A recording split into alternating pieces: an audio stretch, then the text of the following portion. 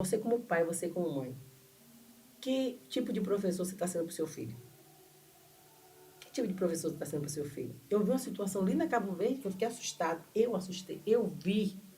Não foi ninguém que me disse, não. Eu vi. Eu estava em uma loja. Uma criança pediu para o pai uma calculadora. Há muitos anos. Há muitos anos isso aconteceu. O pai pediu, a criança pediu para o pai uma calculadora. O pai disse que não ia dar, não ia dar. A criança se estudando. Na hora de pagar, foi o que o pai fez. Fez a criança passar com a calculadora sem pagar. Você sabe o que foi que o pai fez? Você sabe o que foi que aquele pai fez? O professor fez. Ele disse, seu filho, você pode roubar. Ele ensinou o filho. Sim, com um mau exemplo, Com mau né? exemplo. Sim. Você entende?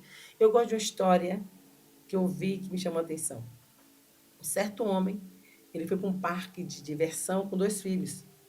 E lá tinha escrito, criança de 7 anos não paga. Ele estava com 2 filhos. Só que um tinha 10 anos. O de 7 não pagava, mas o de 10 pagava. E quando ele foi e pagou o dele do de 10 anos, o homem está na bilheteria e disse assim: se o senhor não me dissesse nada, o senhor passava com o seu filho, que nem parece que ele tem 10 anos. Se eu passasse com ele, eu enganava o senhor.